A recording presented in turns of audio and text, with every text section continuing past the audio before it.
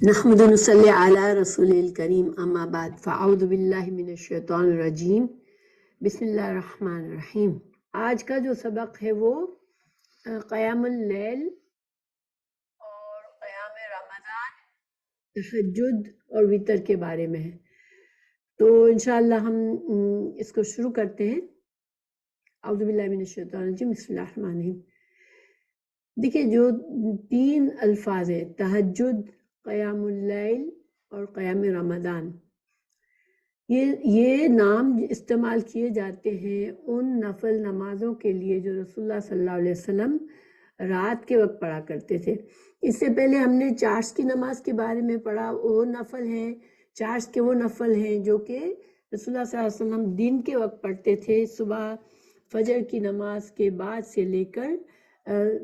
زوال ہونے سے کچھ دیر پہلے تک کا جو وقت ہے اس میں پڑھتے تھے، اور اس کے بھی مختلف نام ہیں۔ ایک تو اشراق کہتے ہیں، جب فجر کے تھوڑی دیر کے بعد پڑھ لیتے ہیں تو اشراق کہتے ہیں، اس سے بھی کچھ تھوڑی دیر کے بعد پڑھتے تو ضحیٰ کہتے ہیں، پھر اس سے بھی جیسے زوال سے کچھ 10-15 منٹ پہلے اس نفل نماز کو پڑھتے ہیں تو اس کو چاشت کی نماز کہتے ہیں۔ تو یہ ایک ہی نماز ہے، وہ بھی وہی نفل ہیں جو دن کے وقت پڑھے جاتے ہیں، ٹھیک ہے، جو رسول اللہ صلی اللہ علیہ وسلم نماز، فرض نمازوں کے اور سنت موقدہ کے علاوہ جو نفلی نمازیں پڑھتے تھے آپ دن کے وقت میں، وہ چاشت کی نمازیں کہلاتی ہیں۔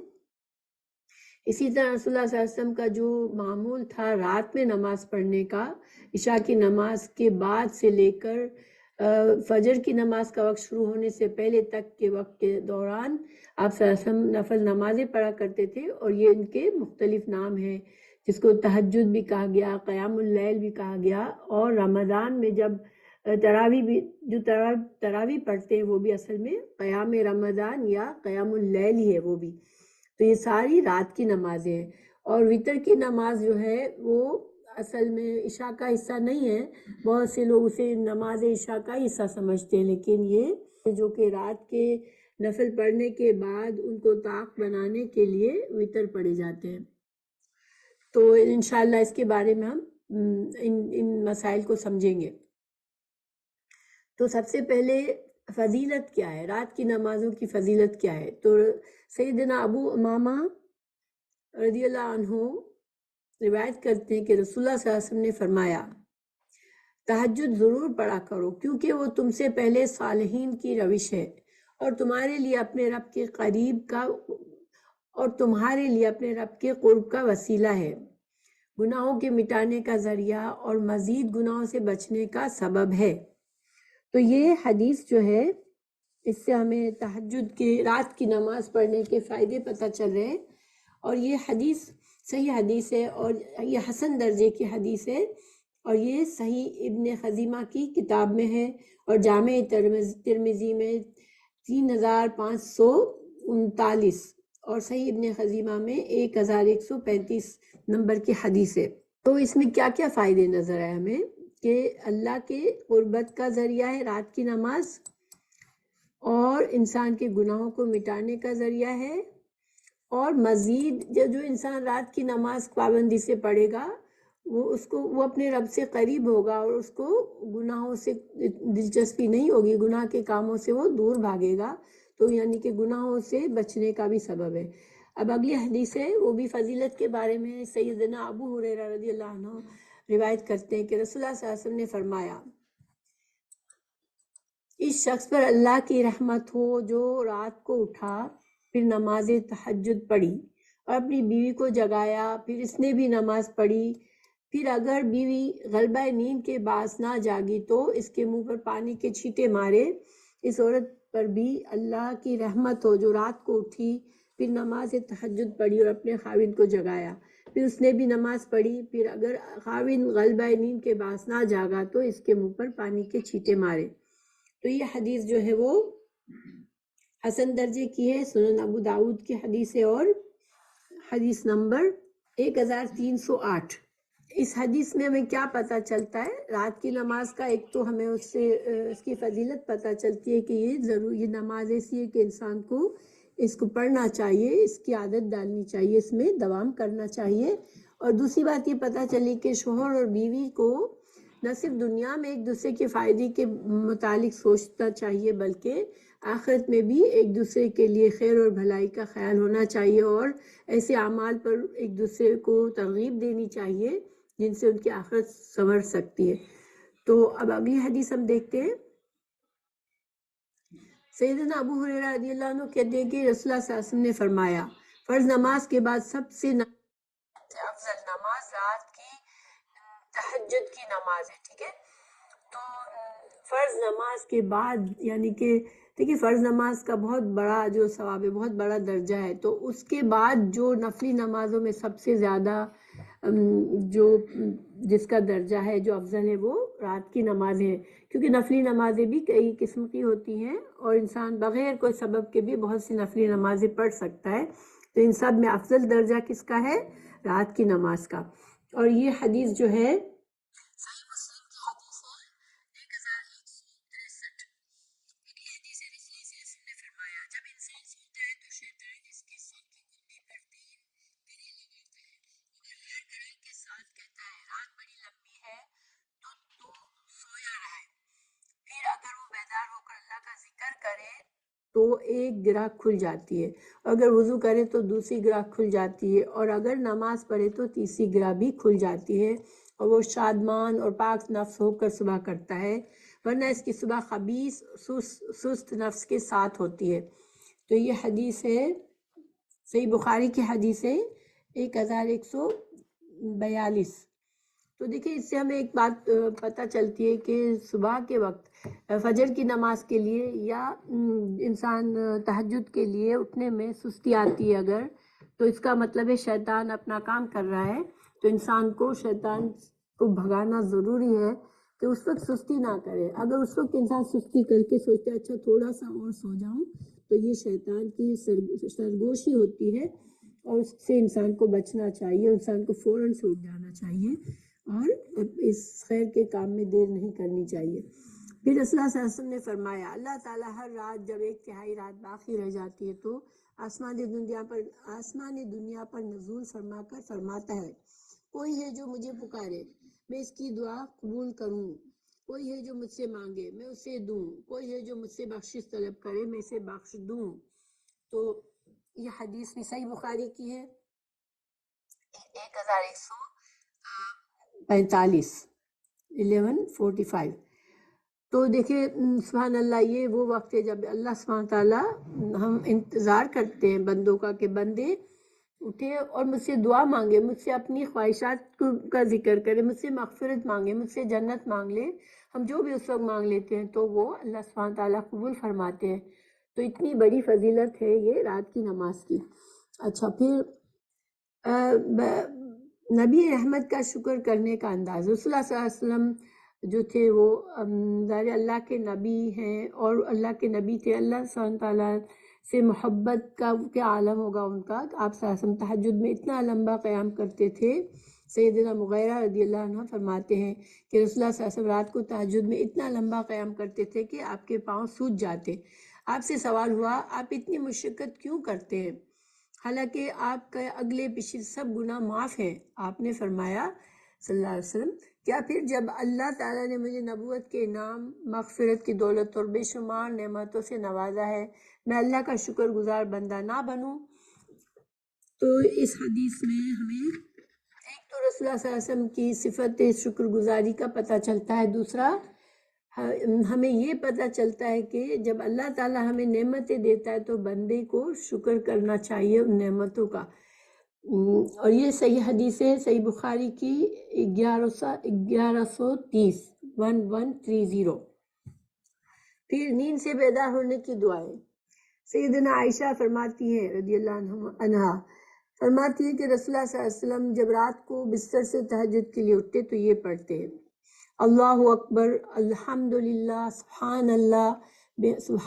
وبحمدہ، سبحان الملک القدوس، استغفر اللہ، لا الہ الا اللہ، اللہم انی اعوذ بک من ضیق الدنیا و ضیق یوم القیامہ۔ تو آپ صلی اللہ علیہ وسلم یہ ہر ایک لفظ اس میں سے 10 بار پڑھتے تھے۔ ترجمہ اللہ، اللہ سب سے بڑا ہے، ساری تعریف اللہ کے لیے ہے، اللہ اپنی تعریف سمیت ہر عیب سے پاک ہے۔ میں نہایت ہی پاکیزہ بادشاہ کی پاکی بیان کرتی ہوں۔ میں اللہ سے بخشش طلب کرتا ہوں۔ اللہ کے سوا کوئی سچا معبود نہیں۔ یا اللہ میں دنیا اور روز قیامت کی تنگیوں سے تیری پناہ مانگتا ہوں۔ یہ سنن ابو داؤد کی حدیث ہے، حسن درجے کی ہے اور 5085 اس کا نمبر ہے۔ اور یہ دعا مانگنے کے بعد، یہ تسبیح کرنے کے بعد آپ صلی اللہ علیہ وسلم فرماتے اللہم اغفر لی واہدنی ورزقنی عافنی، یعنی یہ سارے الفاظ جو اوپر کی تسبیح کے ہیں ان کو ایک ایک لفظ کو 10 بار اللہ اکبر الحمدللہ 10 بار سبحان اللہ بحمدہ 10 بار اسی طرح سب پڑھنے کے بعد اللہم اغفر لی واہدنی ورزقنی وعافنی یہ دعا مانگتے تھے۔ اور یہ جو اس کی جو ہے یہ حدیث سنن ابو داؤد کی ہے اور یہ 786 کتاب الصلاۃ میں سنن ابو داؤد میں ہے یہ حدیث، یہ والی جو بعد کی دعا ہے وہ۔ اور اس کا معنی ہے کہ اللہ مجھے معاف فرما دے، مجھے ہدایت عطا فرما، مجھے رزق دے اور مجھے عافیت سے نواز۔ دیکھیں کتنی ساری چیزیں اس میں مانگ لی گئی کہ اللہ سبحانہ تعالیٰ سے ہدایت بھی مانگ لی بندے نے، رزق اچھا رزق بھی مانگ لیا، عافیت بھی مانگ لی۔ اس کے بعد آپ تو یہ حدیث جو ہے وہ ابو داؤد کی 786 ہے، ٹھیک ہے۔ اب ایک اور حدیث ہے جو اگر انسان کی یہ جو حدیث ہے وہ انسان کی چاہے رات میں آنکھ کھل جائے، چاہے وہ تہجد کے لیے اٹھا ہو، تو یہ دعا پڑھنا لا الہ الا اللہ وحدہ لا شریک لہ لہ الملک ولہ الحمد وهو علی کل شیء قدیر الحمد للہ وسبحان اللہ ولا الہ الا اللہ واللہ اکبر ولا حول ولا قوت الا باللہ۔ اللہ کے سوا کوئی سچا معبود نہیں، وہ ایک ہے، اس کا کوئی شریک نہیں، اسی کے لیے ساری بادشاہی اور اسی کے لیے ساری تعریف ہے، اور وہ ہر چیز پر خوب قدرت رکھنے والا ہے۔ ساری تعریف اللہ کے لیے ہے، اللہ ہر عیب سے پاک ہے، اللہ سب سے بڑا ہے، بدی سے بچنے اور نیکی کرنے کی کوئی قوت نہیں مگر اللہ کی توفیق سے۔ اور یہ دعا پڑھنے کے بعد جب وہ کہے اللہم اغفر لی، ٹھیک ہے، اے اللہ مجھے بخش دے، یا اس کے بعد کوئی اور دعا بھی اللہ استغفار کرنے کے بعد انسان اپنے دل کی کوئی اور بھی دعا اس وقت یاد آئے انسان کے ذہن میں وہ پڑھ لے، یہ قبولیت کا وقت ہے۔ اس دعا کے ساتھ انسان کی رات میں آنکھ کھلتی ہے اور وہ یہ دعا پڑھتا ہے، پھر استغفار کرتا ہے اور پھر کوئی دعا مانگتا ہے، اللہ سبحانہ تعالیٰ اس کی دعا کو قبول فرماتے ہیں۔ اور اگر اس وقت وہ انسان تہجد کے لیے یا فجر کے لیے اٹھنے کا وقت ہو رہا ہے تو پھر وہ وضو کر کے نماز پڑھ لے تو وہ نماز بھی قبول ہوتی ہے۔ یہ حدیث جو ہے صحیح بخاری کی ہے 1154۔ پھر رسول اللہ صلی اللہ علیہ وسلم تہجد کے لیے اٹھتے تو آپ نے بیٹھنے کے بعد آسمان کی طرف نظر کر کے سورہ آل عمران کی یہ آخری 11 آیات پڑھتے تھے۔ ان فی خلق السماوات والارض واختلاف اللیل والنہار لآیات لأولی الالباب، سو یہاں سے شروع کرتے تھے اور پورے آخر تک پڑھتے تھے۔ تو یہ جو حدیث ہے یہ بھی صحیح بخاری کی حدیث ہے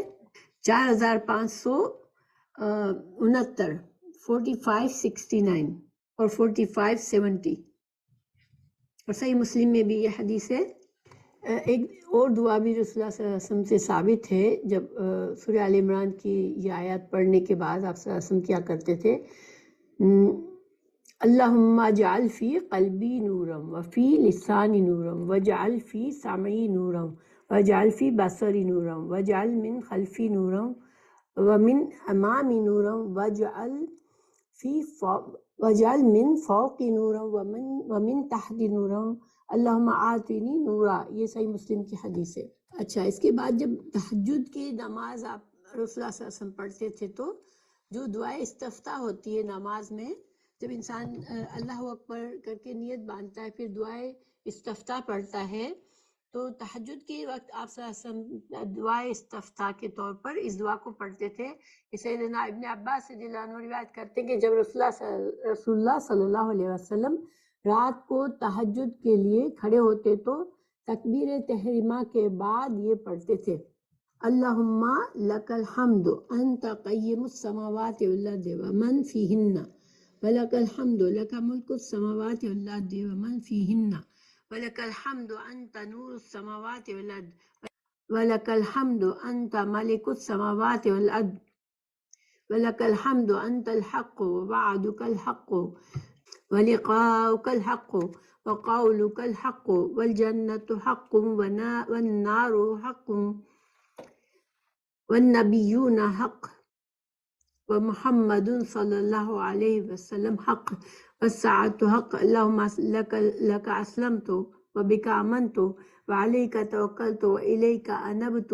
وبک خاصمت وإلیک حاکمت فاغفر لی ما قدمت وما اخرت وما اسررت وما اعلنت انت المقدم وانت المؤخر لا الہ الا انت۔ اس کا ترجمہ ہے، یا الہی تیرے ہی لیے ساری تعریف ہے، زمین اور آسمان اور جو کچھ ان میں ہے سب کو تو ہی قائم رکھنے والا ہے۔ تیرے ہی لیے ساری تعریف ہے، زمین اور آسمان اور جو کچھ ان میں ہے، یہ سب کی بادشاہی تیرے ہی لیے ہے۔ تیرے ہی لیے ساری تعریف ہے، تو ہی روشن کرنے والا ہے زمین و آسمان کو، تیرے ہی لیے ساری تعریف ہے، تو ہی بادشاہ ہے زمین و آسمان کا، تیرے ہی لیے ساری تعریف ہے، تو حق ہے اور دنیا اور آخرت کے متعلق تیرا وعدہ حق ہے، آخرت میں تیری ملاقات حق ہے، تیرا کلام حق ہے، جنت حق ہے، جہنم حق ہے، تمام انبیاء حق ہیں، محمد صلی اللہ علیہ وسلم حق ہے اور قیامت حق ہے۔ الہی میں تیرے سامنے جھک گیا،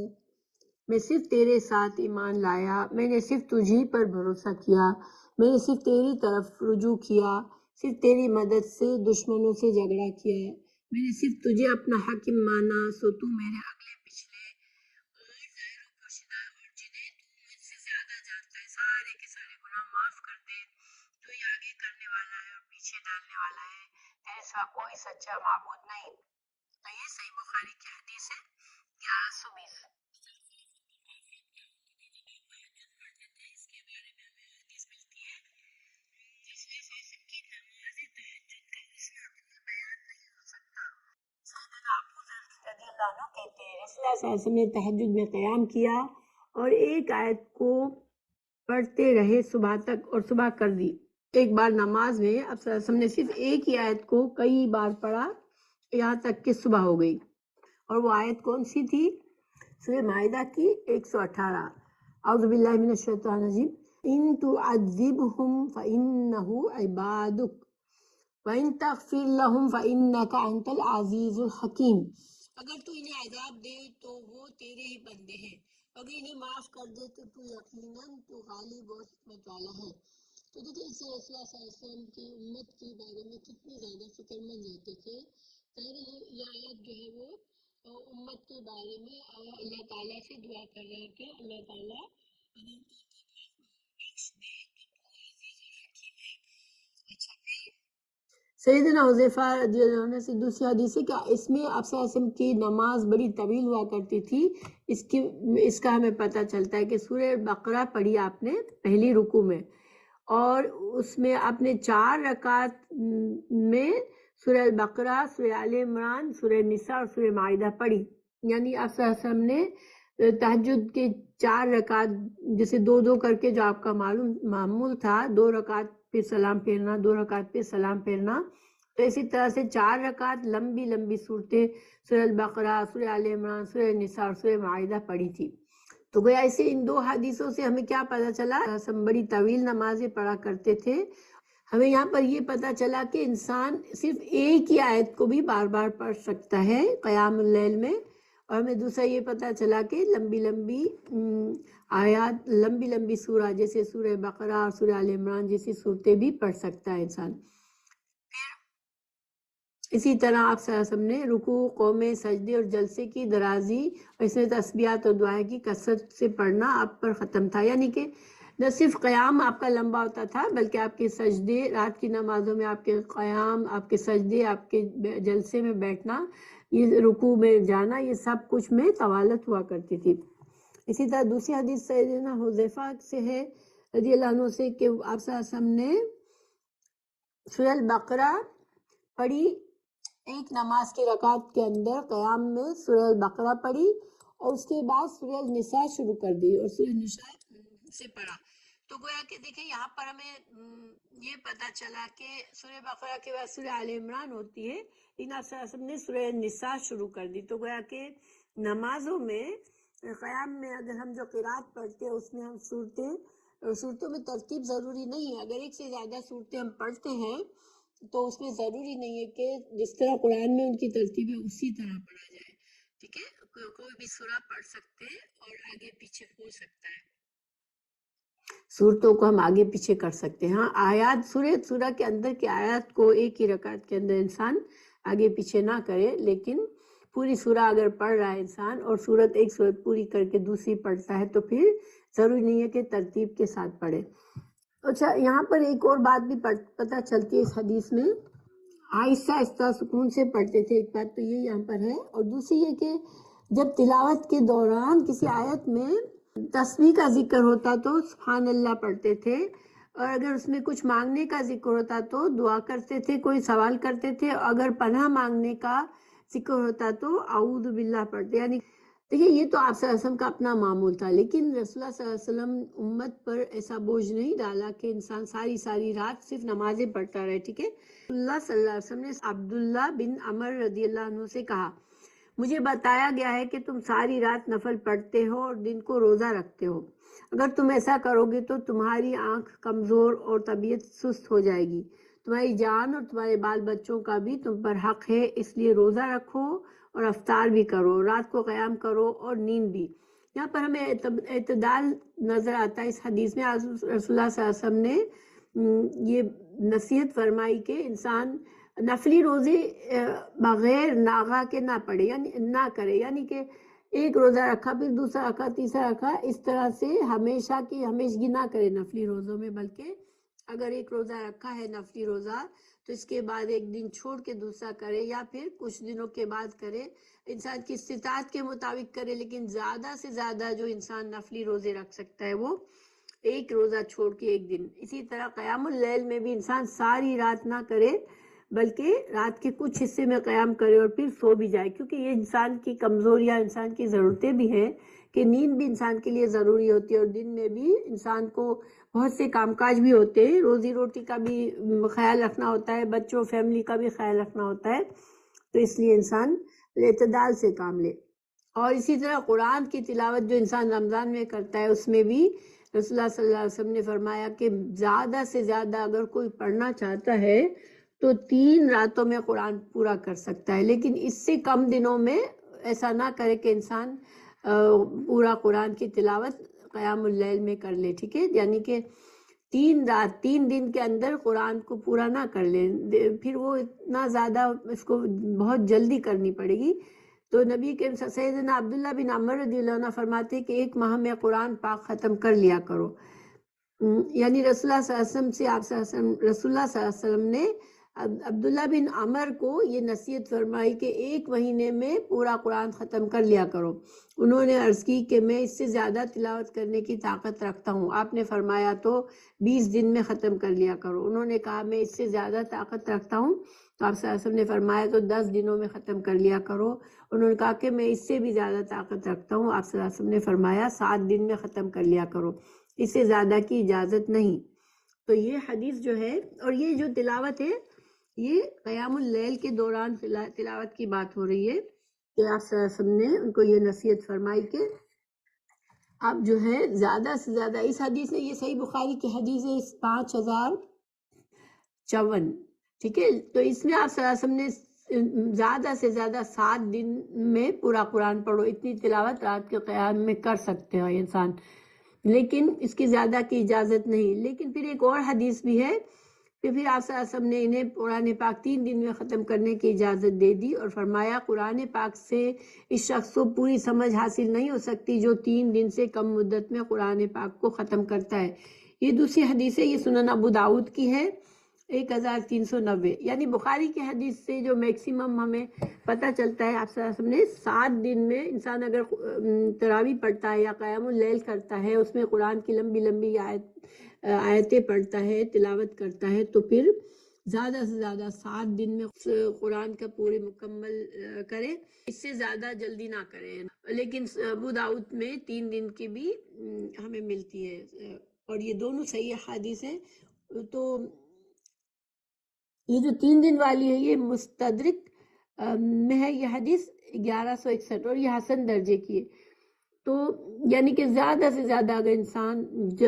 پڑھنا چاہتا ہے رمضان میں قرآن، رمضان کے علاوہ یا رمضان میں رات کے وقت تلاوت کرنا چاہ رہا ہے اپنے قیام اللیل میں، تو وہ اتنا کر سکتا ہے لمبا کہ 3 دن کے اندر قرآن ختم ہو جائے۔ مگر 3 دن والی حدیث جو ہے وہ حسن درجے کی ہے، اور جو 7 دن والی ہے وہ صحیح بخاری کی حدیث ہے، ٹھیک ہے، زیادہ مضبوط حدیث ہے وہ۔ آپ صلی اللہ علیہ وسلم بھی ساری رات کا جو معمول نہیں تھا کہ آپ رسول اللہ صلی اللہ علیہ وسلم ساری رات، مگر کبھی کبھار آپ صلی اللہ علیہ وسلم نے رات ساری نماز پڑھی ہے، جو اس حدیث میں ہمیں ملتا ہے اس کا ثبوت۔ سیدنا خباب بن رضی اللہ عنہ جو بدری صحابی تھے، ایک رات نبی کے صلی اللہ علیہ وسلم کے ساتھ تھے، فرماتے ہیں کہ آپ نے تمام رات بیدار رہے، آپ صلی اللہ علیہ وسلم تمام رات بیدار رہے اور نوافل ادا کرتے رہے، یہاں تک کہ صبح صادق ہو گئی۔ جب آپ نے نماز سے سلام پھیرا تو خباب رضی اللہ عنہ نے عرض کیا کہ اے اللہ کے رسول صلی اللہ علیہ وسلم، میرے ماں باپ آپ پر قربان، آج رات جس طرح آپ نے نوافل پڑھے، اس سے پہلے میں نے کبھی آپ کو اس طرح نماز ادا کرتے نہیں دیکھا۔ تو رسول اللہ صلی اللہ علیہ وسلم نے فرمایا، تم نے درست کہا، یہ وہ نماز تھی جس میں اللہ کے ساتھ اشتیاق بڑھایا گیا اور اس کے عذاب سے پناہ مانگی گئی۔ چنانچہ میں نے اللہ تعالیٰ سے 3 سوال کیے، جس میں سے 2 قبول ہوئے۔ ایک سوال یہ کہ اے اللہ میری امت کو سابقہ امتوں کی طرح تباہ و برباد نہ کرنا، تو اللہ نے اسے قبول فرما لیا۔ دوسرا سوال یہ کہ میری ساری امت پر بیک وقت دشمنوں کا غلبہ حاصل نہ ہو، یہ بھی قبول کر لیا گیا۔ پھر میں نے سوال کیا میری کہ امت محمدیہ میں اختلافات رونما نہ ہوں، لیکن اسے قبول نہیں کیا گیا۔ تو رسول اللہ صلی اللہ علیہ وسلم کی رات کے نوافل میں کبھی سری، اچھا تو یہ حدیث جو ہے جو ابھی ہم نے پڑھی، وہ جس میں آپ صلی اللہ علیہ وسلم کی 3 دعائیں تھیں، اور تینوں میں سے ایک دعا نہ قبول ہوئی کہ امت میں اختلافات ہوں گے، اور ہم دیکھتے ہیں کہ امت میں بڑے اختلافات ہوتے ہیں، لیکن اس میں بھی اللہ تعالیٰ کی طرف سے آزمائش ہے۔ اللہ تعالیٰ امت مسلمہ کو جوڑ کے رکھے، ہمیں بھی دعا مانگنی چاہیے۔ اور یہ جو حدیث ہے یہ سنن نسائی کی حدیث ہے، اور 1639 اور صحیح حدیث ہے۔ اس کے علاوہ جامع ترمذی کی ایک حدیث ہے، رسول اللہ صلی اللہ علیہ وسلم رات کے نوافل میں کبھی سری نماز پڑھتے تھے اور کبھی جہری قرات فرماتے تھے، یعنی کہ چونکہ رات کی دھیمی آواز میں پڑھتے تھے اور کبھی تھوڑا سا بلند آواز میں پڑھتے تھے، اور آپ کی آواز اس حد تک ہوتی تھی کہ ایک اور ہمیں روایت ملتی ہے کہ سنن ابو داؤد میں کہ جب آپ گھر میں نوافل ادا کرتے تو حجرے میں آپ کی قرات سنائی دیتی تھی، ٹھیک ہے، اتنی حد تک آواز ہوتی تھی آپ کی۔ اور دوسری ہمیں حدیثوں سے پتہ چلتا ہے کہ حضرت ابوبکر صدیق رضی اللہ عنہ اور حضرت عمر رضی اللہ عنہ کو بھی آپ صلی اللہ علیہ وسلم نے نصیحت فرمائی، کیونکہ حضرت ابوبکر صدیق بہت ہی خاموشی سے پڑھتے تھے رات کی نماز، اور حضرت عمر رضی اللہ عنہ ذرا آواز کے ساتھ پڑھتے تھے، تاکہ ان کے دل میں یہ ہوتا تھا کہ دوسرے لوگ بھی جاگ کر نماز پڑھیں۔ لیکن رسول اللہ صلی اللہ علیہ وسلم نے ان دونوں کو نصیحت فرمائی، تو حضرت ابوبکر صدیق سے فرمایا کہ تھوڑا آواز کے ساتھ پڑھا کرو، لیکن چونکہ حضرت عمر رضی اللہ عنہ کی آواز زیادہ بلند تھی، دور تک جاتی تھی، تو ان کو ان کو آواز کو تھوڑا کم کرنے کے لیے نصیحت فرمائی۔ یہ سنن ابو داؤد کی حسن حدیث ہے 1329۔ ساسم کتنی رکعتیں پڑھا کرتے تھے، تو اس کے لیے ہمیں حضرت عائشہ رضی اللہ عنہ سے حدیث ملتی ہے کہ وہ فرماتی ہے کہ نبی کے صلی اللہ علیہ وسلم کی نماز شب کا معمول جو تھا وہ یہ تھا کہ رمضان ہوتا یا غیر رمضان، رسول اللہ صلی اللہ علیہ وسلم رات کی نماز عام طور پر 11 رکعت سے زیادہ نہیں پڑھتے تھے۔ پہلے آپ 4 رکعت پڑھتے تھے، یعنی 2 کر کے، ٹھیک ہے، پھر ان کی خوبی اور درازی نہ پوچھو، پھر آپ 4 رکعت پڑھتے تھے، تو ان کی خوبی نہ پوچھو، یعنی کہ اس حدیث سے ہمیں پتہ چلتا ہے کہ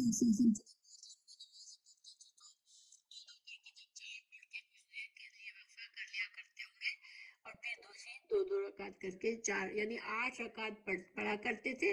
اور پھر آخر میں 3 رکعت وتر پڑھتے تھے. یہ صحیح بخاری کی حدیث ہے 1147. ٹھیک ہے. تو اس سے ہمیں کیا پتا چلا کہ 2 کر کے 8 رکعت تک آپ زیادہ سے زیادہ پڑھتے تھے رات کی نمازیں، چاہے وہ رمضان کا مہینہ ہوتا تھا چاہے رمضان کے علاوہ کے مہینوں میں بھی راتوں میں آپ صلی اللہ علیہ وسلم زیادہ سے زیادہ 8 رکعت، یعنی 8 سے کم بھی پڑھی ہیں آپ صلی اللہ علیہ وسلم نے، لیکن 2 کر کے 8 رکعت پڑھتے تھے اور پھر 3 رکعت نفل سے تو تمام اگر ہم کو ملائے تو 11 رکعت ہو جاتی ہیں. ایک اور حدیث ہے صحیح مسلم کی 737. رسول اللہ صلی اللہ علیہ وسلم عام طور پر وتر پڑھنے کا طریقہ، سیدنا عائشہ رضی اللہ عنہا یوں بیان فرماتی ہے کہ نبی کریم صلی اللہ علیہ وسلم نماز عشاء سے فجر تک 11 رکعتیں پڑھتے، ہر 2 رکعتوں میں پر سلام پھیرتے اور 1 رکعت وتر پڑھتے تھے. یہ دوسری حدیث ہے. اس میں ہمیں یہ پتا چلا کہ 2 رکعت کر کے آپ صلی اللہ علیہ وسلم نے 10 رکعتیں پڑھ لی اور پھر 1 رکعت وتر کی کر لی. رسول اللہ صلی اللہ علیہ وسلم نے ہمیں بھی یہی تعلیم دی. چنانچہ حضرت ابن عمر رضی اللہ عنہ سے روایت ہے کہ رسول اللہ صلی اللہ علیہ وسلم نے فرمایا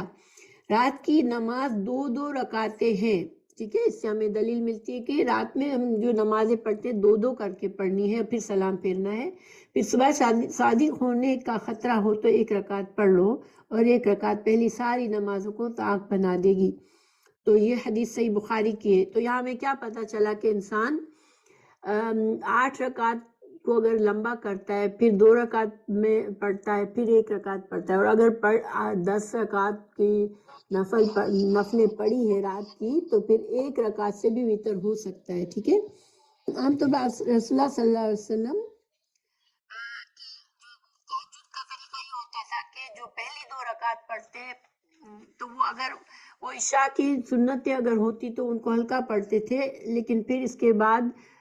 رات کی قیام اللیل کی نفل پڑھتے تو ان میں پہلی 2 رکعت میں بڑی طویل قرات کرتے تھے، یعنی سب سے پہلی رکعت میں سب سے زیادہ لمبی تلاوت کرتے تھے، اس کے بعد دوسری رکعت میں اس سے تھوڑی کم، اور اس کے بعد کی 2 رکعتوں میں اسی طرح تھوڑا سا کم کرتے ہوئے، یعنی کہ شروع کی رکعتوں میں زیادہ لمبی تلاوت اور بعد کی رکعتوں میں تھوڑا کم کر کے پڑھتے تھے. پھر آخر میں 1 رکعت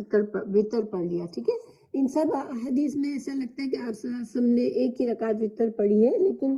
وتر کے آپ کی رسول اللہ صلی اللہ علیہ وسلم 3 وتر بھی پڑھا کرتے تھے، اور کبھی 5 کی بھی دلیل ملتی ہے اور کبھی 7 کی بھی دلیل ملتی ہے اور کبھی 9 کی بھی دلیل ملتی ہے. یعنی کہ جو نفل نمازیں رات کی ہوتی تھی پھر اس لحاظ سے جیسے اگر رسول اللہ صلی اللہ علیہ وسلم نے 2 رکعت لمبی نفل کی نمازیں پڑھ لی، پھر وتر کی نیت کیا کر لیا کرتے تھے. تو وتر کے لیے سے یعنی کہ 3 رکعت بھی ثابت ہے، 1 رکعت بھی ثابت ہے، 3 بھی ثابت ہے، اور 5 بھی اور 7 بھی اور 9 بھی. ٹھیک ہے. تو اس کا میں آگے مزید بتاؤں گی اس کے بارے میں تھوڑا. صحیح مسلم کی حدیث ہے آپ صلی اللہ علیہ وسلم ہر 2 رکعتیں پہلی والی 2 رکعتوں سے ہلکی ہوتی تھی. اچھا، وتر میں جب آپ صلی اللہ علیہ وسلم 3 رکعت پڑھتے تھے تو کس طرح پڑھتے تھے؟ سیدنا عائشہ رضی اللہ عنہا روایت کرتی ہیں کہ رسول اللہ صلی اللہ علیہ وسلم 1 رکعت وتر پڑھتے آخری، اور 2 رکعتوں اور 1 رکعت کے درمیان سلام پھیر کر بات چیت بھی کرتے تھے. یعنی جیسے ہم 3 رکعت وتر پڑھتے ہیں نا، تو 3 رکعت کو مغرب کی طرح نہیں پڑھتے تھے کہ 2 رکعت پڑھ کے تشہد میں بیٹھے اور پھر اٹھ گئے اور پھر 1 رکعت پڑھ کے پھر تشہد میں بیٹھے اور سلام پھیرا، بلکہ رسول اللہ صلی اللہ علیہ وسلم کیا کرتے تھے کہ 2 رکعت پہلے پڑھ لیتے تھے اور پھر تیسری رکعت پڑھتے تھے. اس طرح سے وتر پڑھا کرتے تھے. اچھا، سیدنا عائشہ رضی اللہ عنہ فرماتی کہ رسول اللہ صلی اللہ علیہ وسلم رات کو بھی کبھی 7 کبھی 9 کبھی 11 رکعتیں پڑھتے تھے. یہ صحیح بخاری کی حدیث ہے 1139. یعنی ہمیشہ آپ نے 11 رکعت نہیں پڑھی ہے رات کی، کبھی آپ صلی اللہ علیہ وسلم 7 بھی پڑھتے تھے اور کبھی 9 اور کبھی 11 بھی پڑھتے تھے. ٹھیک ہے. ابو ایوب رضی اللہ عنہ روایت کرتے ہیں کہ رسول اللہ صلی اللہ علیہ وسلم نے فرمایا وتر ہر مسلمان پر حق ہے، لہذا جو شخص 5 رکعت وتر پڑھنا چاہے تو 5 رکعت پڑھے،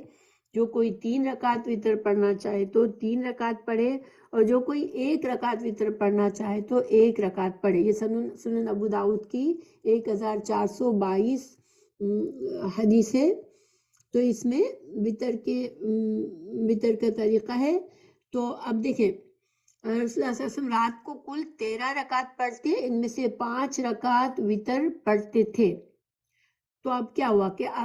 کیسے سمجھیں گے اس کو؟ جب آپ صلی اللہ علیہ وسلم نے 5 وطر کیے تو کس طرح سے پڑھا کہ پہلے 2 رکعت 6 رکعت پڑھ لی، رات کی جو لمبی رکعتیں آپ پڑھتے تھے. اس کے بعد آپ صلی اللہ علیہ وسلم نے 5 رکعت وطر کی نیت کی، اور ان 5 وطروں میں کسی رکعت میں بھی تشہد کے لیے نہیں بیٹھے، بلکہ صرف آپ 5 رکعت کے بعد آخری تشہد پڑھا اور سلام پھیر دیا. تو یہ ہمیں یہ بھی ایک طریقہ پتہ چلتا ہے کہ پہلے 2 رکعت کر کے 6 رکعت پڑھی، اور پھر 5 کی نیت ایک ساتھ کی اور 5 کو ایک ساتھ پڑھا بغیر بیچ میں تشہد پڑھے، اور آخری 5ویں رکعت میں تشہد پڑھا اور سلام پھیرا. یہ صحیح مسلم کی حدیث ہے 737. تو ہمیں اس سے کیا پتہ چلا کہ اگر انسان 5 رکعت وطر پڑھنا چاہتا ہے تو پھر تشہد صرف ایک ہی ہوگا جو کہ 5ویں رکعت میں ہوگا. ٹھیک ہے. اگر 3 وطر ہے تو پھر کیا طریقہ ہے پڑھنے کا؟ سیدنا عائشہ رضی اللہ عنہا سے روایت ہے کہ رسول اللہ صلی اللہ علیہ وسلم پہلی رکعت وطر میں سبح اسم ربک الاعلی سورہ پڑھتے تھے، اور دوسری میں قل یا ایھا الکافرون پڑھتے تھے،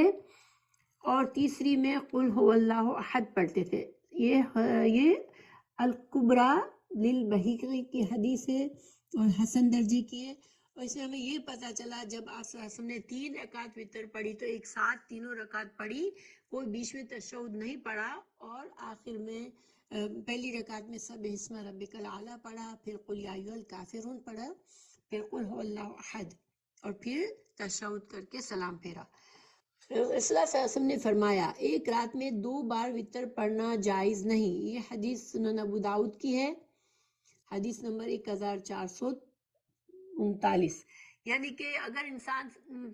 عشاء کے ساتھ اس نے وطر پڑھ لیے ہیں، ٹھیک ہے، اور پھر سو گیا، اب اس کی آنکھ کھلی تو اب وہ نفل پڑھنا چاہ رہا ہے، رات کی نماز تہجد پڑھنا چاہ رہا ہے، تو پھر اب وہ وطر نہیں پڑھے گا دوبارہ، صرف 2 رکعت کر کے جتنا اس کو اللہ ہدایت دے وہ پڑھ لے. آپ صلی اللہ علیہ وسلم کی سنت کے مطابق 8 تک وہ پڑھ لے، 8 رکعت تک پڑھ لے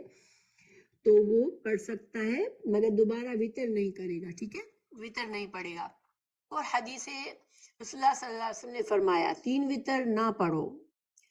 یعنی 3 وطر نہ پڑھو، اس کے کیا مطلب ہے کہ جس طرح مغرب کی نماز پڑھتے ہیں اس طرح نہ پڑھو. ٹھیک ہے، کہ 2 رکعت کے بعد تشہد پڑھا، پھر اٹھ گئے، پھر 1 رکعت پڑھ کے تشہد کر کے سلام کیا، یہ نہ کرو. یہ مغرب کی نماز کے مشابہ ہو جاتی ہے. تو 3 رکعت اگر انسان پڑھ رہا ہے تو یا تو تینوں رکعت ایک ساتھ پڑھ کے پھر ایک تشہد پڑھے اور سلام پھیر دے، یا پھر 2 رکعت پڑھنے کے بعد سلام پھیرنے کے بعد پھر 1 رکعت پڑھے. ٹھیک ہے، یہ وطر اگر 3 رکعت پڑھنی ہے تو یہ 2 طریقے ہیں. اگر 5 رکعت پڑھنی ہے تو طریقہ کیا ہے کہ 5 رکعت ایک ساتھ پڑھ کے آخر میں تشہد پڑھ کے سلام پھیرے. اور اس وقت رات کی نفل جو ہے انسان کم کر سکتا ہے، یعنی 6 رکعت 2 کر کے پڑھ لے اور پھر 5 وطر پڑھ لے. اچھا، اگر وطر 7 پڑھنے ہیں تو کیا کرے کہ 2 رکعت کر کے 4 رکعت لمبی نمازیں پڑھ لے، اور پھر 7 رکعت کی نیت کر کے انسان 7 رکعت پڑھ لے اور پھر ایک تشہد کے بعد سلام پھیر دے. مغرب کی نماز کی مشابہت کی منع فرمایا آپ صلی اللہ علیہ وسلم نے، اور یہ حدیث ہے صحیح حسن دارقطنی کی. ٹھیک ہے. اچھا، اور حدیث نمبر ہے 25 اور 27.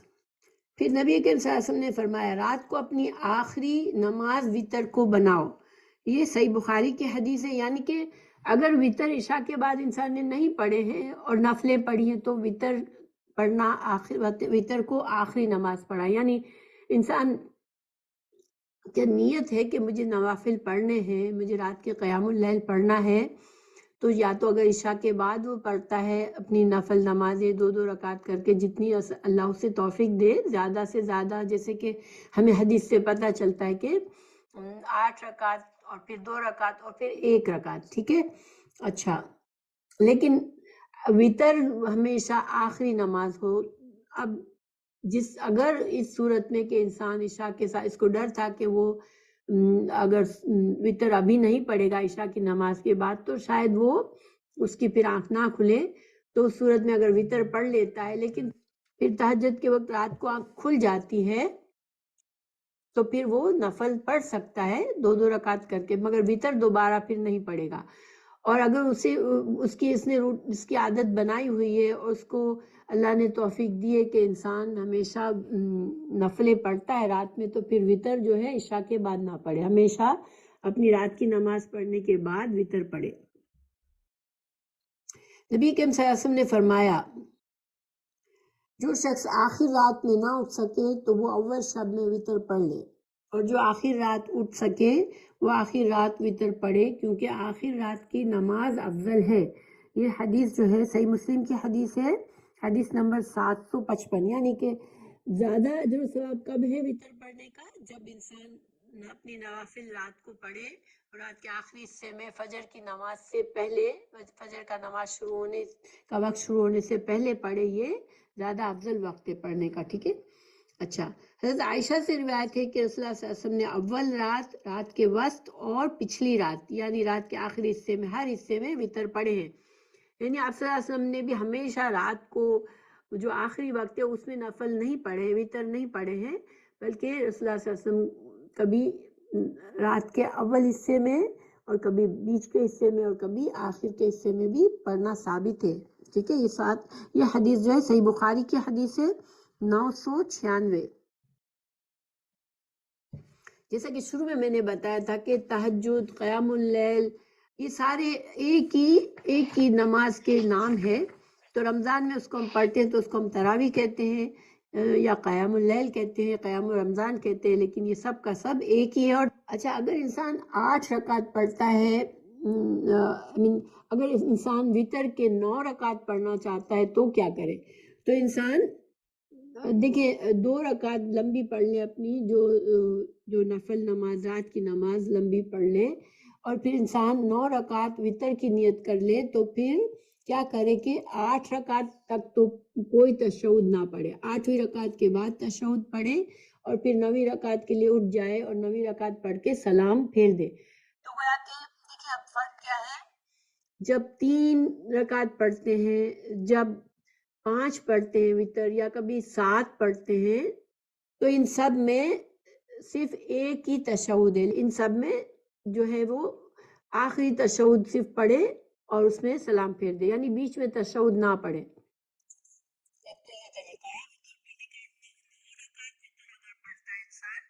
تو پھر 8 رکعت کے بعد 8 رکعت میں کوئی تشہد نہ پڑھے، اور 1 رکعت میں پھر آخری رکعت یعنی 8ویں رکعت میں تشہد پڑھے، اور پھر اٹھ جائے اور 1 رکعت پڑھ کے سلام پھیر دے، تو وطر 9 رکعت ہو جائیں گے۔ تو خلاصہ کیا ہے؟ دیکھیں نفل نمازیں 2 رکعت کر کے پڑھنی ہے، جتنی بھی چاہے، پھر وطر چاہے 1 رکعت پڑھ لے آخر میں، ٹھیک ہے۔ تو نفل نمازیں 2 کر کے انسان 10 رکعت پڑھ لی اور 1 رکعت وطر پڑھ لی، یہ ایک ہو گیا، ٹھیک ہے طریقہ۔ اگر انسان چاہتا ہے کہ وہ وطر کے 3 رکعت پڑھے، تو پھر 2 رکعت کر کے 8 رکعت رات کی نماز پڑھ لے، نفلیں پڑھ لیں، اور پھر 3 رکعت وطر پڑھ لیں، ٹھیک ہے۔ اگر انسان 5 رکعت وطر پڑھنا چاہتا ہے تو 2 رکعت کر کے 6 رکعت نفل پڑھے، اور پھر 5 رکعت کی نیت کر کے ایک ساتھ 5 رکعت پڑھ کے صرف ایک دفعہ تشہد پڑھ کے آخر میں سلام پھیر دے۔ اسی طرح 7 کا بھی یہی معاملہ ہے کہ 7 رکعت اگر وطر پڑھتا ہے تو 2 رکعت نفل پڑھے گا، اپنے لمبے نفل پڑھنا چاہتا ہے تو۔ یہ ساری چیزیں چونکہ نفلی نماز ہے تو پابندی نہیں ہے، ٹھیک ہے، کم اور زیادہ ہو سکتا ہے۔ تو 2 رکعت نفل پڑھ کے پھر وہ انسان 9 رکعت کی اگر نیت کرتا ہے تو 9 رکعت کی وطر میں صرف یہ ہے کہ 8 رکعت کے بعد ایک تشہد پڑھنا ہے اور پھر اٹھ جانا ہے، پھر 1 رکعت پڑھ کے تشہد پڑھنا ہے اور پھر سلام پھیرنا ہے۔ تو یہ خلاصہ ہے، صحیح مسلم کی لمبی حدیث بھی ہے، اس میں اس کی وضاحت موجود ہے۔ صلی اللہ علیہ وسلم اس بات کو پسند کرتے تھے کہ اپنی نماز پر ہمیشگی کریں۔ جب نیند یا بیماری کا غلبہ ہوتا اور رات کو قیام نہ کر سکتے تو دن میں 12 رکعت نفل پڑھتے، اور میں نہیں جانتی کہ آپ نے ایک رات میں پورا قرآن پڑھا ہو، ساری رات نماز پڑھی ہو، یا رمضان کے علاوہ کسی اور مہینے میں پورا مہینہ روزے رکھے ہو۔ صحیح مسلم کی حدیث ہے 746۔ ہر 2 رکعتوں کے بعد اتحیات نہیں بیٹھتے تھے، بلکہ صرف 8ویں رکعت میں تشہد بیٹھتے اور سلام پھیرے بغیر کھڑے ہو جاتے، اور پھر آخری رکعت کو آخر میں حسب معمول تشہد پڑھ کر سلام پھیرتے تھے۔ وتر میں سلام پھیرنے کے بعد کی دعا ہے سبحان الملک القدوس، سبحان الملک القدوس۔ یہ ہے حدیث، اس کا ترجمہ ہے پاک ہے بادشاہ نہایت پاک۔ یہ حدیث ہے سنن ابو داؤد کی 1430۔ اچھا، آپ صلی اللہ علیہ وسلم نے یہ نصیحت فرمائی کہ جو انسان ایک عبادت کی عادت ڈالے، اس عادت کو پھر قائم رکھے اس پر۔ آپ صلی اللہ علیہ وسلم نے فرمایا حضرت عبداللہ بن عمر بن عاص سے، اے عبداللہ، تو فلاں شخص کی طرح نہ ہو جانا جو رات کو قیام کرتا تھا پھر اس نے رات کا قیام چھوڑ دیا۔ یہ حدیث جو ہے صحیح بخاری کی ہے، ٹھیک ہے۔ اچھا، تو گویا کہ انسان تہجد کی عادت تو ضرور ڈالے، بہت اچھی بات ہے، لیکن پھر کوشش کرے کہ انسان اس پر استقامت کرے، یہ نہ کہ کچھ دن پڑھ کے پھر چھوڑ دی، تو ایسا نہ کرے، کیونکہ اگر انسان کسی مجبوری سے، کسی بیماری سے، کسی کمزوری سے کسی رات نہیں پڑھتا اور اس کا معمول ہے کہ وہ پڑھ رہا ہے، تو پھر ایک تو ہمیں یہ بھی دلائل ملتے ہیں کہ اللہ تعالیٰ ایسے بندے کو جو کہ ہمیشہ ایک کام کرتا ہے، کسی مجبوری میں کسی دن نہیں کر سکتا تو اللہ تعالیٰ اس کو اس دن اجر و ثواب دیتا ہے۔ اور دوسری ہمیں یہ بھی پتہ چلتا ہے کہ رسول اللہ صلی اللہ علیہ وسلم پھر دن کی نمازوں میں اپنے اس کی کمی کو پوری کر لیتے تھے، اگر رات کو کسی وجہ سے نہیں پڑھ سکتے تو دن کی نماز نفل میں اس کی کمی پوری کرتے تھے۔ دعائے قنوت، سیدنا ابی بن کعب فرماتے ہیں رسول اللہ صلی اللہ علیہ وسلم 3 وتر پڑھتے اور دعائے قنوت رکوع سے پہلے پڑھتے تھے، ٹھیک ہے،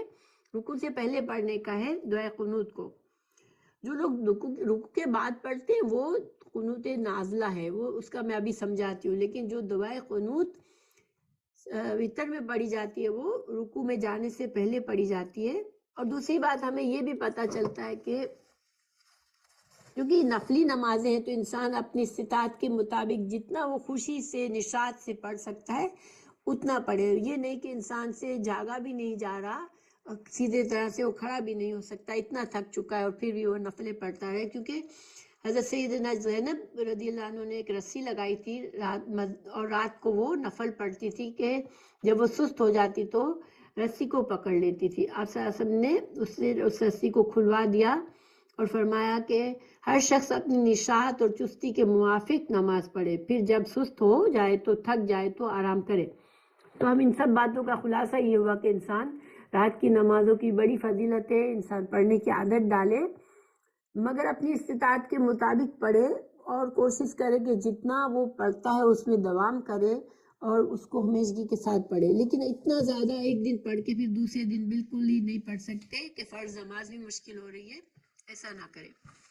نبی کریم صلی اللہ علیہ وسلم نے فرمایا اب اتنا عمل اختیار کرو جس قدر تمہیں طاقت ہو، اللہ کی قسم اللہ ثواب دینے سے نہیں تھکتا لیکن تم عمل کرنے سے تھک جاؤ گے۔ یہ صحیح مسلم کی حدیث ہے 785۔ حضرت حسن بن علی رضی اللہ عنہ سے روایت کہ رسول اللہ صلی اللہ علیہ وسلم نے مجھے کچھ کلمات سکھائے تاکہ انہیں قنوت وتر میں کہوں، تو یہ دعا ہے وتر میں پڑھنے کی جو کہ رکوع سے میں تیسری رکعت میں رکوع میں جانے سے پہلے پڑھنے کی ہے، ٹھیک ہے، وتر کی جب ہم آخری رکعت میں وتر سے آخری رکعت میں رکوع میں جانے سے پہلے پڑھنے کی دعا ہے، اور اس میں اللہم اہدنی فی من ہدیت وعافنی فی من عافیت وتولنی فی من تولیت وبارک لی فیما اعطیت وقنی شر ما قضیت فانک تقضی ولا یقضى علیک انہ لا یذل من ولیت ولا یعز من عادیت تبارکت ربنا وتعالیت۔ ترجمہ ہے اے اللہ مجھے ہدایت دے کر ان لوگوں کے زمرے میں شامل فرما جنہیں تو نے رشد و ہدایت سے نوازا ہے، اور مجھے عافیت دے کر ان لوگوں میں شامل فرما جنہیں تو نے عافیت بخشی ہے، اور جن لوگوں کو تو نے اپنا دوست بنایا ان میں مجھے بھی شامل کر لے اور اپنا دوست بنا لے، اور جو کچھ تو نے مجھے عطا فرمایا اس میں میرے لیے برکت ڈال دے، اور جس شر و برائی کا تو نے فیصلہ فرمایا اس سے مجھے محفوظ رکھ، یقیناً تو ہی فیصلہ صادر فرماتا ہے، تیرے خلاف فیصلہ صادر نہیں کیا جا سکتا، اور جس کا تو والی بنا وہ کبھی ذلیل و خوار اور رسوا نہیں ہو سکتا، اور وہ شخص عزت نہیں پا سکتا جسے تو دشمن کہے۔ ہمارے پروردگار تو بڑا ہی برکت والا اور بلند و بالا ہے۔ یہ حدیث جو ہے وہ صحیح حدیث ہے، سنن ابو داؤد کی حدیث ہے، ٹھیک ہے، اس کا نمبر ہے 1425۔ اچھا، جو دعائے قنوت میں یہ دعائے قنوت میں ہاتھ نہیں اٹھائے جاتے، لیکن بعض لوگ ہاتھ اٹھاتے ہیں، تو اصل میں وہ جو ہے صحیح حدیث سے ثابت نہیں ہے۔ ہاں البتہ قنوت نازلہ جو ہے وہ رکوع کے بعد پڑھی جاتی ہے، اور کسی بھی نماز میں وقت ضرورت پڑھی جا سکتی ہے۔ رکوع کرنے سے انسان اٹھے اور پھر وہ نماز پڑھے اور وہ دعا پڑھے قنوت نازلہ کی، لیکن وہ جو دعا ہے وہ کوئی خاص سبب کے وقت پڑھی جاتی ہے، اور اس میں ہاتھ اٹھا کر بھی پڑھ سکتے ہیں اور ہاتھ کو نہ بھی اٹھائے، تو وہ جسے کوئی مسلمانوں کو اجتماعی کوئی خطرہ ہے، دشمن سے خطرہ ہے، یا ایسے جو حالات ہیں جس میں انسانوں کو ضرورت ہے کہ مسلمان امت کے لیے دعا کی جائے، کافروں سے کے شر سے پناہ مانگی جائے، تو پھر یہ قنوت نازلہ پڑھی جاتی ہے۔ انسان کو بدعات سے بچنا چاہیے، بہت سی بدعات بھی ہیں، اس میں دعاؤں میں بھی انسان کچھ الفاظ شامل کر لیے جاتے ہیں اور تبدیلی کی جاتی ہے، تو کوشش کرنا چاہیے کہ صحیح احادیث سے، صحیح ریفرنس سے انسان جو چیزیں ثابت ہیں اسی پر رہے، اور جو تعداد جو طریقہ ہمیں بتایا گیا ہے اس کی ہم پیروی کریں، کیونکہ بدعات جو ہے وہ ہمارے بدعات کا بڑا نقصان ہے۔ رسول اللہ صلی اللہ علیہ وسلم نے فرمایا جس نے ہمارے اس دین میں کوئی ایسی بدعت شامل کی، ایسی بات شامل کی جو اس میں سے نہیں ہے، تو وہ مردود ہے۔ تو مسنون اذکار اور دعاؤں میں اپنی طرف سے کسی قسم کی زیادتی نہیں کرنی چاہیے، ٹھیک ہے۔ دعائے قنوت نازلہ جو ہے وہ جیسے کہ کوئی مصیبت کا، مسلمانوں پر کوئی مصیبت کا ڈر ہو یا غلبہ، کافروں کا غلبہ ہو، تو یہ دعا پڑھی جا سکتی ہے، اور یہ کسی بھی نماز میں رکوع کے بعد جب انسان اٹھتا ہے تو سجدے میں جانے سے پہلے انسان پڑھ سکتا ہے۔ یہ دعا ہے، اللہم اغفر لنا وللمؤمنین والمؤمنات والمسلمین والمسلمات والف بین قلوبہم واصلح ذات بینہم وانصرہم علی عدوک وعدوہم، اللہم لعن کفرۃ اہل الکتاب الذین یصدون عن سبیلک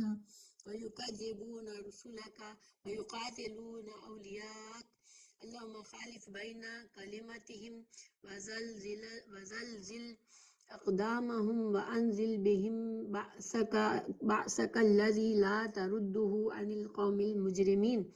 یہ دعا جو ہے صحیح سنن کبریٰ میں ہے بہقی کی،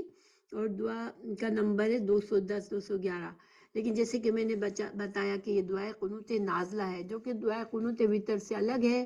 اور یہ دعائے قنوت وتر جو ہے میں نے پہلے بتائی،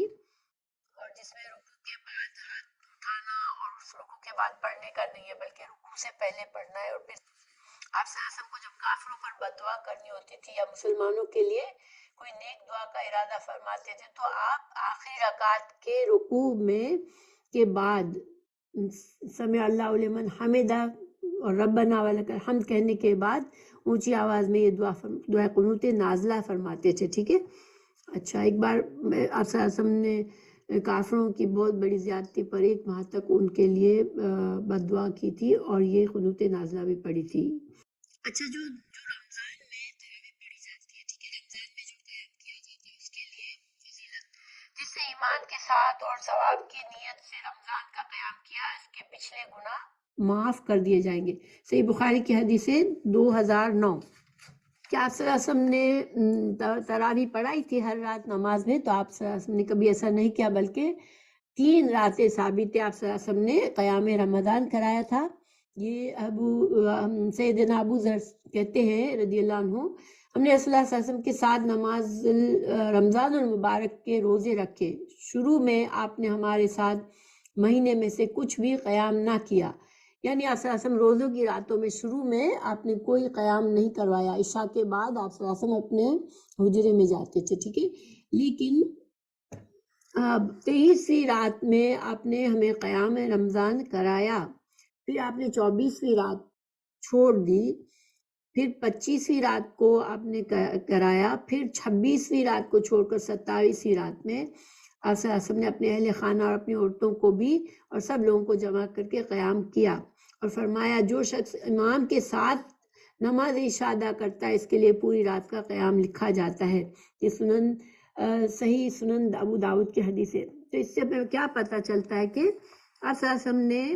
صرف 3 اپنی زندگی میں رمضان میں باقاعدہ جو جماعت کے ساتھ قیام اللیل کروایا، رمضان کی تراویح پڑھائی، وہ صرف 3 راتوں تک آپ نے کی تھی، اور تیسری رات میں آپ نے تقریباً بہت ہی دیر تک لمبا قیام کیا تھا کہ یہاں تک کہ سحری کا وقت آلموسٹ ختم ہونے لگا تھا، ٹھیک ہے۔ آپ صلی اللہ علیہ وسلم نے 3 رات کے بعد فرمایا میں نے دیکھا ہے تمہارا معمول برابر قائم ہے کہ تو مجھے خطرہ لاحق ہوا کہ کہیں تم پر یہ نماز فرض نہ کر دی جائے، اس لیے میں گھر سے نہیں نکلا، چنانچہ تم اپنے اپنے گھروں میں رمضان کی راتوں کا قیام کرو، آدمی کی نفل نماز گھر میں افضل ہے۔ یہ صحیح بخاری کی حدیث ہے۔ کہ آپ صلی اللہ علیہ وسلم امت کے لیے آسانی چاہتے تھے، حالانکہ یہ بڑا اجر و ثواب والا کام ہے کہ رمضان میں انسان جماعت کے ساتھ نفل یہ رات کی نماز پڑھے، قیام اللیل کرے، لیکن چونکہ اگر رسول اللہ صلی اللہ علیہ وسلم پورے رمضان میں یہ معمول کرتے، ہر رات پڑھاتے، تو یہ پھر ہمارے لیے فرض بن جاتا یہ عمل، اس لیے آپ صلی اللہ علیہ وسلم نے ہمارے لیے آسانی فرمائی اور صرف 3 ہی رات تک کرائی تھی۔ حضرت عمر دیکھیں حضرت ابوبکر صدیق کے زمانے میں بھی ایسے ہی رہا، لیکن حضرت عمر رضی اللہ عنہ نے دیکھا کہ نماز میں لوگ بہت کثرت سے آتے ہیں رات کو عشاء کے بعد رمضان کے اندر، اور وہ الگ الگ اپنی اپنی جماعت مسجد کے مختلف کونوں میں کر رہے ہوتے ہیں اور قیام اللیل پڑھ رہے ہوتے تھے۔ تو حضرت عمر فاروق نے پھر ان سے کہا کہ الگ الگ اس طرح سے پڑھنے کے بجائے آپ نے 2 لوگوں کو مقرر کیا قیام اللیل کو باجماعت پڑھوانے کے لیے، ٹھیک ہے، ورنہ اس سے پہلے یہ طریقہ نہیں تھا۔ اور حضرت عمر فاروق نے کیوں کیا جبکہ رسول اللہ صلی اللہ علیہ وسلم نے نہیں کیا تھا؟ یہ جو اوپر کی حدیث میں نے بتائی جس میں صلی اللہ علیہ وسلم نے وجہ بتائی تھی کہ میں جو اس خطرے کی وجہ سے نہیں پڑھاتا ہوں، تو چونکہ صلی اللہ علیہ وسلم نے اس کی وجہ بتائی تھی کہ سبب بتایا تھا کہ کیوں ہر رات نہیں پڑھائی، وہ یہ خطرہ تھا کہ آپ صلی اللہ علیہ وسلم اگر پڑھاتے اور آپ کے ساتھ یہ عمل رہتا تو اس کو ہمارے لیے فرض بن جاتا، تو پھر چونکہ حضرت عمر رضی اللہ عنہ کے زمانے میں یہ خطرہ نہیں تھا، یہ کوئی فرض نہیں بن سکتی تھی، کیونکہ اب دین جو تھا وہ اب کوئی اور نئی دین کے بارے میں شریعت میں تبدیلی نہیں آنی تھی یا کوئی نیا حکم نہیں آنا تھا، تو حضرت عمر نے چونکہ اس کا اجر و ثواب دیکھتے ہوئے اور لوگوں کا شوق دیکھتے ہوئے کہ الگ الگ اپنی جماعتیں نہ کرے بلکہ ان کو ایک جگہ پڑھ کے کرے، تو اس طرح سے نماز کی جو روز ہم تراویح پڑھتے اس کا طریقہ حضرت عمر فاروق کے زمانے سے باجماعت ایک طرح سے بن گیا۔ اور آپ صلی اللہ علیہ وسلم نے یہ حکم دیا تھا کہ تم گھروں میں پڑھو، گھر میں نماز تمہاری نفل نماز افضل ہے، ٹھیک ہے۔ ہمیں کیا پتا چلا یہاں پر کہ ایک تو تہجد اور تراویح ایک ہی نماز ہے، ٹھیک ہے، جو رات کی نماز پڑھتے ہیں ہم عام دنوں میں اور جو وہ رمضان میں پڑھتے ہیں وہ سب ایک ہی تہجد کی رات قیام اللیل ہی ہے، جس کے الگ الگ نام ہیں۔ تو یہ جو حضرت عمر فاروق نے جو کام کیا جو رسول اللہ صلی اللہ علیہ وسلم نے نہیں کیا تھا، تو ہم اس کو بدعت نہیں کہہ سکتے، اوکے، بدعت ہم کیوں نہیں کہہ سکتے کہ اس کی وجہ آپ صلی اللہ علیہ وسلم نے خود ہی اپنے زمانے میں بتا دی تھی کہ میں کس لیے نہیں پڑھ رہا ہوں، اور چونکہ صحابہ کرام نے اس کو ایک نئی چیز سمجھ کے نہیں لیا تھا، ان کو پتا تھا کہ حضرت عمر جو کر رہے ہیں وہ بدعت نہیں کر رہے ہیں، وہ صرف ایک عمل کو جو کہ لوگ کر رہے ہیں اس کو زیادہ آرگنائز کرنے کے لیے کہا، اور چونکہ رسول اللہ صلی اللہ علیہ وسلم نے خود اس کی فضیلت بتاتے ہوئے اپنا خطرہ بتایا تھا کہ یہ کہیں میں کروں گا تو یہ تم پر فرض ہو جائے گی، اس وجہ سے تو یہ ہم نہیں کہہ سکتے کہ حضرت عمر فاروق نے کوئی بدعت نکالی ہے۔ اور یہ بھی ہے ثابت ہے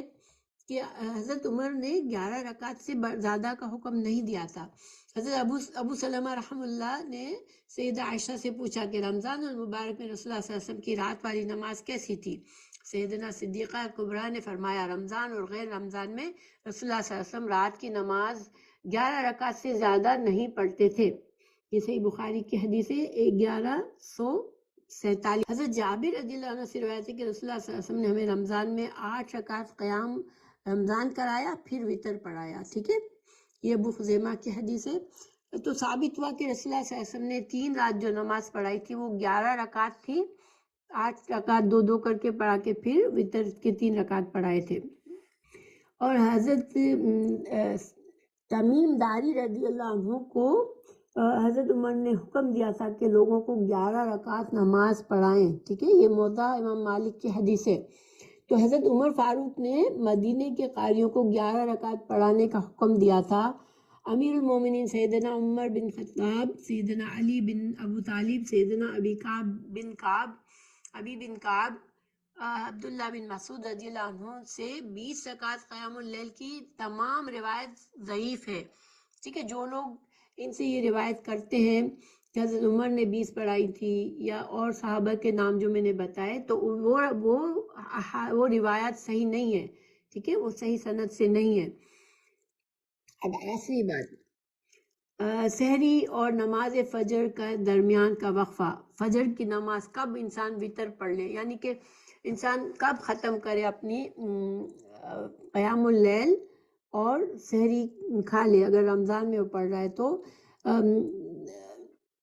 زید بن ثابت سے روایت ہے رسول اللہ صلی اللہ علیہ وسلم کے ساتھ سحری کھائی، پھر نماز فجر کے لیے کھڑے ہو گئے اور نماز پڑھی۔ حضرت انس رضی اللہ عنہ کہتے ہیں کہ میں نے سنا کہ دونوں یعنی سحری اور نماز فجر میں کتنا وقفہ تھا، تو انہوں نے کہا کہ جتنی دیر میں ایک کوئی شخص قرآن حکیم کی 50 یا 60 آیتیں پڑھ لیتا ہے، یہ صحیح بخاری کی حدیث ہے۔ تو یعنی کہ تہجد کب تک انسان پڑھے کہ سحری کے وقت ہو گیا ہے، اب انسان کو اگر کھانے کا وقت جتنا اس کو چاہیے سحری کھانے کا وہ وقت چھوڑ کر فجر کے نماز سے پہلے انسان جو ہے وہ تہجد کو ختم کرے، تہجد کو مکمل کرے اور سحری کھا لے اور پھر فجر پڑھ لے۔ تو یہ ساری باتیں ہمیں قیام اللیل، تہجد اور وتر کے بارے میں ہیں انشاءاللہ، کہ جو لوگ باقاعدگی کے ساتھ پورا رمضان 20 رکعت پڑھتے ہیں تو وہ لوگ اگر دیکھیں ویسے تو کوئی حرج نہیں ہے، انسان 100 رکعت بھی پڑھ لے، ٹھیک ہے، رات میں نفل، کیونکہ نفلی نماز میں کوئی پابندی نہیں ہے۔ آپ صلی اللہ علیہ وسلم نے یہ طریقہ ہمیں بتایا، اس میں ہمارے لیے آسانی بھی ہے اور ایک سہولت بھی ہے، اور رسول اللہ صلی اللہ علیہ وسلم کی سنت پر عمل بھی ہے۔ لیکن اگر انسان 20 پڑھتا ہے تو اس میں کوئی حرج نہیں، لیکن پورا رمضان میں اور ہر رمضان میں 20 پڑھنے سے کیا نقصان ہے کہ پھر ہم ایک ایسے طریقے پر پابندی کر رہے ہیں جو کہ رسول اللہ صلی اللہ علیہ وسلم کا طریقہ نہیں ہے۔ تو اس لیے اگر ہم چاہتے ہیں کہ ہم رسول اللہ صلی اللہ علیہ وسلم کی سنت کے خلاف نہ جائیں تو پھر ہمیشہ نہ کریں۔ 20 والی جو ہے آپ بے شک کبھی 20 پڑھ کے کبھی پھر 8 بھی پڑھ لیں، کبھی 6 پڑھ لیں، کبھی 20 سے بھی زیادہ پڑھ لیں، مگر ہمیں ہمیشہ کی صرف کس کام پر کرنی ہے جو رسول اللہ صلی اللہ علیہ وسلم کی احادیث سے ثابت ہے۔ جو چیز ثابت نہیں ہے اس کو ہم ہمیشہ اگر کرتے ہیں تو ہم نے ایک نیا طریقے پر ہم جم گئے ہیں جو کہ بدعت کے زمرے میں آتا ہے، ٹھیک ہے۔ یہ ہمیں بہت ہی احتیاط کرنی ہے اس میں۔